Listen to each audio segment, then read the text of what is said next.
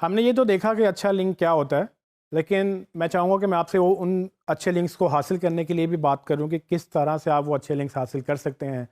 अब ये लिंक एक ऐसी प्रैक्टिस है जो कि करते रहने में जो है ना आपको सीखने सीखने को मिलेगा। आप मज़ीद पढ़ेंगे, मज़ीद रिसर्च करेंगे तो ही आपको सीखने को मिलेगा। अभी हम इस 10-15 मिनट की वीडियो में आपको ये करके बता नहीं सकते, जो चीज़ दिनों पे डिपेंड करती है। लेकिन कुछ चीज़ें हैं जो मैं आपको बड़ी क्लियरली बता सकता हूँ, जो आपको काफ़ी हेल्प करेंगी और आप जब इसको प्रैक्टिस करेंगे तो आपके लिए वो बड़ा बेहतर साबित होगी। सो फॉर एग्ज़ाम्पल सबसे पहली चीज़ कि आप जब लिंक्स अच्छे ले सकते हैं, आप सबसे पहले कंटेंट बेस्ड लिंक्स, सबसे अच्छे लिंक्स यही हैं कि आपका कंटेंट इतना अच्छा हो कि लोग खुद ब खुद आपको लिंक करना शुरू करें। इसमें कुछ एग्जांपल्स हैं, जैसे कि आप इन्फोग्राफिक बना सकते हैं, आप डेटा का कोई चार्ट बना सकते हैं, आप वाइट पेपर या हाउ टू गाइड लिख सकते हैं, उसके बाद वीडियो या दूसरी कोई इमेजेस आप बना के लगा सकते हैं, जिससे लोगों को ये कंटेंट अच्छा लगेगा और जब भी किसी को रेफ़र करना है वो आपको रेफ़र करेंगे। सो ये एक तरह का कंटेंट मार्केटिंग में फॉल करता है और हमने इसको ज़िक्र किया था पहले कि अगर आप इनबाउंड मार्केटिंग थोड़ा समझें तो ये चीज़ उसमें रिलेटेड है, इसमें हम मज़ीद बात करेंगे। दूसरी चीज़ गेस्ट ब्लॉगिंग है। गेस्ट ब्लॉगिंग मैंने आपको पहले बताई थी कि आप किस तरह से किसी और की वेबसाइट पे जाके अपने आर्टिकल लिख सकते हैं। आपको लगता है कि गवर्नमेंट की पॉलिसी कोई गलत आई है जो आपके बिज़नेस को या आप जैसे बिज़नेसेस को हर्ट कर सकती है, आप उस पर अपना ओपिनियन दें, अखबारों से बात करें, उनकी वेबसाइट पर जाके आर्टिकल लिखें और फुटर में अपना सिग्नेचर लिखें, नाम के साथ अपनी ईमेल को लिंक दें और उसके कोशिश करें कि उधर से रैंकिंग कराएँ। ये गेस्ट ब्लॉगिंग की एक टाइप है। लेकिन इसके बाद ये भी तो हो सकता है कि आपकी फील्ड में कुछ ब्लॉग्स हैं जो अच्छे चल रहे हैं, आप उनसे बात करके उनसे बार्टर कर सकते हैं कि भाई मैं आपके लिए कंटेंट फ्री में लिखूंगा, आप मुझे लिंक्स फ्री में देंगे।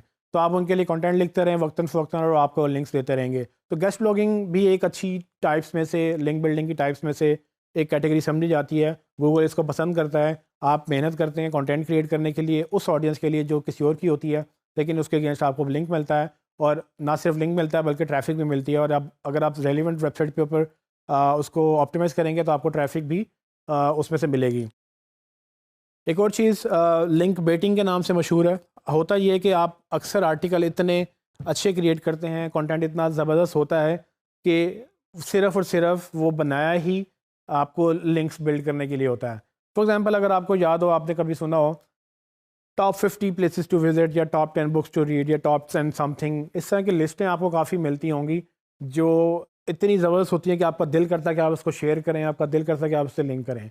तो ये इसको लिंक बेट बोलते हैं।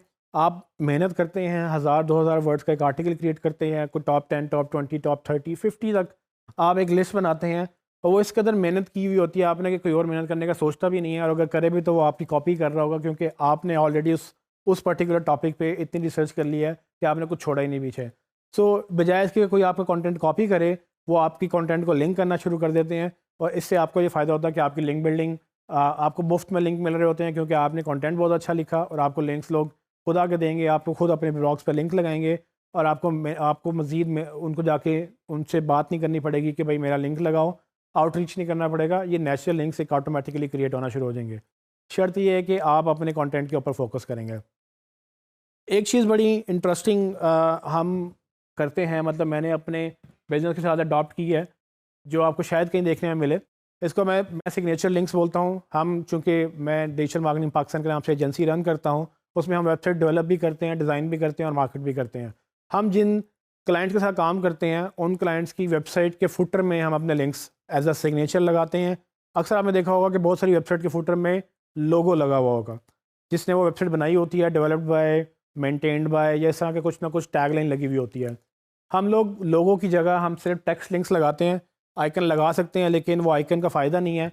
टेक्स्ट लिंक का फ़ायदा ये है कि गूगल जब इस वेबसाइट को पढ़ेगा, रीड करेगा, कि वो उसके लिंक्स फॉलो करेगा और हमारी वेबसाइट के ऊपर लिंक लेके जाएगा। तो इस वेबसाइट के फुटर में आप देख सकते हैं कि web development by digital marketing Pakistan एक लिंक लगा हुआ है। ये हमारे क्लाइंट की वेबसाइट है। डेटा मैंने ब्लर किया है ताकि उसकी प्राइवेसी रहे, लेकिन अगर आप देख सकते हैं फुटर में वेब डेवलपमेंट को हाइपर लिंक किया हुआ है और डिजिटल मार्केटिंग पाकिस्तान को हाइपर लिंक किया हुआ है। सो ये वेब डेवलपमेंट हमारा वेब डेवलपमेंट के पेज पे लिंक हुआ हुआ है।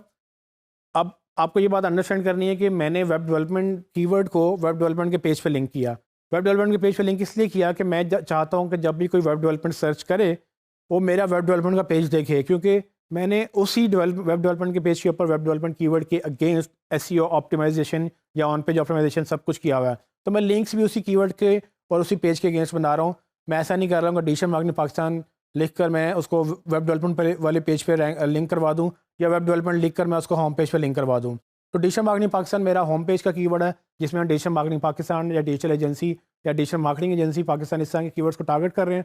तो मेरे लिए बड़ा सूटेबल है कि मैं अपनी कंपनी का नाम यानी कि एजेंसी का नाम डिजिटल मार्केटिंग पाकिस्तान लिखता हूँ, उसको लिंक करता हूँ। बेसिकली वही मेरा कीवर्ड है और वही मेरी डोमेन है, तो ऑटोमेटिकली वो लिंक बिल्डिंग हो रही है। लेकिन साथ मुझे अपॉर्चुनिटी थी कि मैंने वेब डेवलपमेंट की सर्विसेज दी, तो मैं वो लहजा मेंशन कर सकता था कि जी मैंने वेब डेवलपमेंट की है, मैंने वेब डेवलपमेंट को अलग लिंक किया और डिजिटल मार्केटिंग पाकिस्तान को अलग लिंक किया। इससे मुझे इस वेबसाइट से 2 लिंक मिले। अब ये फॉर एवर लिंक्स हैं, जब तक कि मेरा क्लाइंट रहेगा तब तक उम्मीद है कि हमारे सिग्नेचर भी रहेगा। और अगर क्लाइंट आपको नहीं तंग कर रहा, या मतलब आपको क्लाइंट एतराज़ नहीं करता, तो ये लिंक्स हमेशा के लिए रह सकते हैं जब तक कि आप उस क्लाइंट से काम कर रहे हैं। और जितना एफर्ट ये क्लाइंट अपनी वेबसाइट की अथॉरिटी में लगाएगा, उस सारी की वैल्यू आपको ट्रांसफ़र होती रहेगी, क्योंकि आपने ये लिंक अर्न किया है। इस तरह के लिंक्स गूगल बड़े वैल्यू करता है, क्योंकि ये आपने किसी से रिक्वेस्ट किए बगैर या किसी से मांगे बगैर आपने अपनी मेहनत से जनरेट किए होते हैं। एक आखिरी टिप मैं आपको बताऊंगा, कंपैरेटर लिंक्स। अक्सर लोग एक स्ट्रैटेजी अडॉप्ट करते हैं जिसमें वो कंपैरेटर्स ने जो लिंक्स बनाए हुए होते हैं, आपको टूल्स मिल जाते हैं, पेड टूल्स जिसमें SEMrush, Ahrefs से दूसरे टूल्स अवेलेबल हैं जो आपको हेल्प करते हैं अपने कंपैरेटर्स के लिंक्स निकालने में।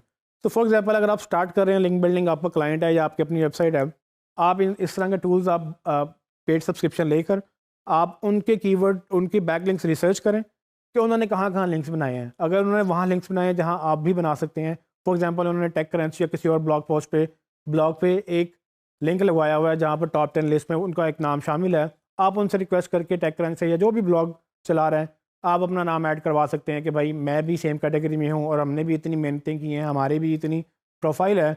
आपको शायद हमारे बारे में पता नहीं था, लेकिन अगर आपको लगता है कि हम ठीक हैं, तो ये आर्टिकल में आप अगर हमारा नाम भी ऐड कर लें तो हमारे लिए आपके लिए एक बेहतर आर्टिकल हो जाएगा और हमें ऑफ कोर्स लिंक मिलेगा।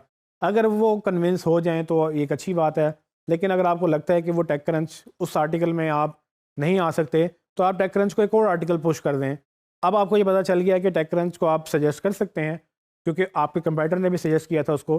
तो अब आप क्या करेंगे, आप एक डिफरेंट टॉपिक, एक अच्छा टॉपिक, एक मेहनत करके आप उसको कंटेंट ऑफर करेंगे, वो आपको अलाउ करेगा पब्लिश करने पे और आपको एक लिंक मिल जाएगा जैसे आपने कंपैरेटर ने लिया था। तो कंपैरेटर लिंक अगर आप रिसर्च करेंगे, आपको काफ़ी लिंक्स अपने कंपैरेटर्स के मिल जाएंगे। और ये नॉर्मली एक अच्छी स्ट्रैटेजी इस तरह से कहलाई जाती है कि आपको एक तरह से पूल मिल जाता है कि आपने लिंक्स कहाँ बनाने हैं। लेकिन मैं आपको एडवाइस ये करूँगा कि आपने अगर कंपैरेटर्स को बीट करना है तो उनसे अच्छे लिंक्स बनाएं। अगर आप सिर्फ वही लिंक्स बनाएंगे जो आपके कंपैरेटर्स ने बनाए हैं, तो आप हमेशा उनसे पीछे रहेंगे, क्योंकि वो ऑलरेडी आपसे आगे हैं। आप वो भी बनाएं, लेकिन आप अपनी एक प्रोफाइल भी मेंटेन करें और उस पर इन्वेस्ट करें, ताकि आपको कंपैरेटर आपको बीट ना कर सके और आप अपने कंपैरेटर्स को बीट करते चले जाएं।